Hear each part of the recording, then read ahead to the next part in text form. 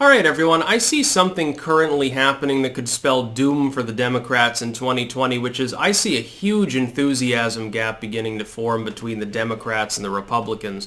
Trump has huge enthusiasm. Like it or not, as far as independent voters go, within the Republican Party, and among the center right, I would say at this point, his approval is massive. It challenges Ronald Reagan easily. He's got sky-high approval. When he goes somewhere, he generates massive crowds. It doesn't matter whether he goes to small-town America or a metro district. The Democrats, by and large, don't have this. Joe Biden, who had been national frontrunner and has a lot of name recognition, he's been vice president, he served in Congress, he's been a long-term he's always been there in politics since the Jimmy Carter era. He's a big name. It basically has Obama as a silent surrogate, but, of course, Obama refused to endorse. I think we're seeing the wisdom of that practice at this point. It'd be funny. Oh my God, what poor Joe. He doesn't even get the endorsement of the president he served under. He doesn't generate big crowds. He's like Chelsea Clinton there giving a press conference in a broom closet. Warren doesn't generate big crowds. When she was peaking for a little while, she did. Now, not really.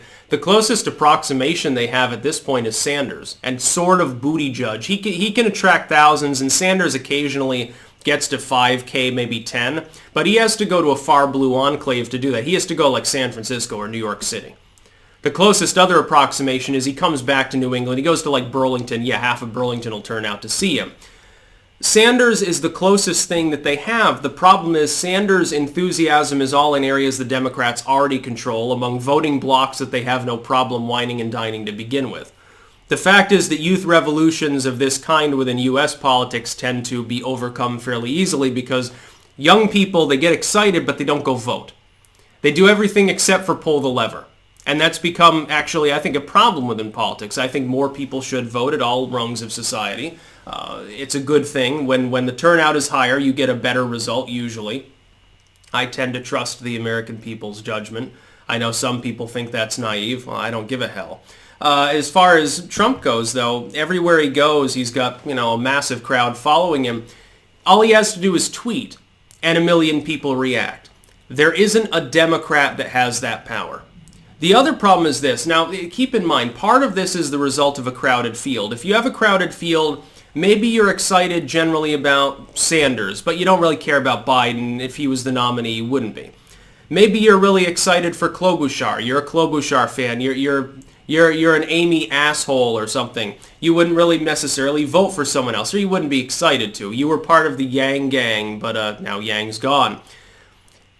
If you're a candidate who you've spent months and months fawning over, going to rallies, giving money to maybe billeting for, going door to door, isn't the nominee, are you going to be as excited in the eventual nominee anyway? Arguably no. Generally speaking, you won't be.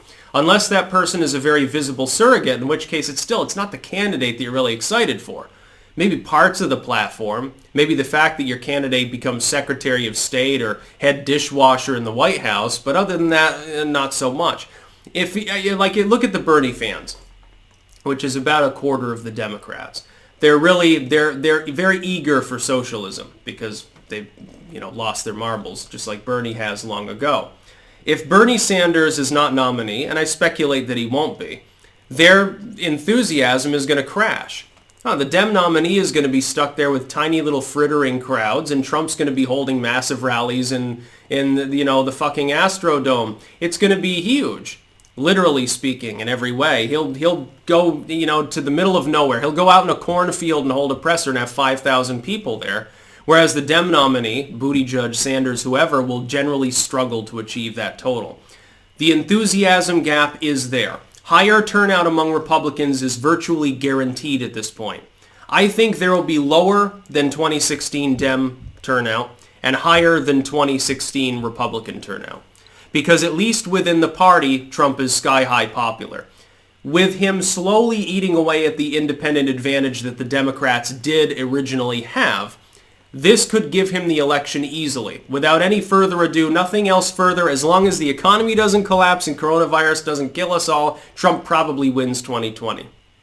Again, you're likely to see at least a part of the Democrats completely alienated. The far left will be alienated if Sanders and or Warren is not the nominee, and that's probably not going to happen. Business Democrats, if they are, likewise, would feel alienated. There would be millions of business Dems, centrist Dems, that probably would jump ship, stay home, or even vote for Trump if Bernie Sanders is the nominee, or possibly Warren. At this point, Warren probably drops out. Biden probably does too. At this point, we might end up in a bizarre world where we've got Bernie Sanders trying to fend off a billionaire and a 30-something-year-old. This could end up being the Dem race. I've noticed something, though. Let me posit this. This is an anecdote, but I think that it holds its muster. In 2016, when I was analyzing politics, there seemed to be more enthusiasm when I covered like the Dem side of things. I'm a Hillary Clinton, Bernie Sanders, whatever.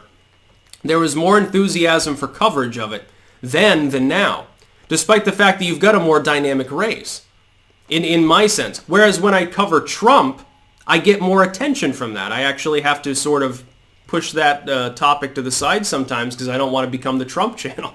I've got to talk about the Dems. They're the ones with a competitive primary. Nobody even cares. They'd rather talk about the latest Trump tweet than the results of the New Hampshire primary half the time. Nobody cares what the Democrats are doing. Literally, even people who like the Democrats, who probably will end up voting for the nominee, aren't excited.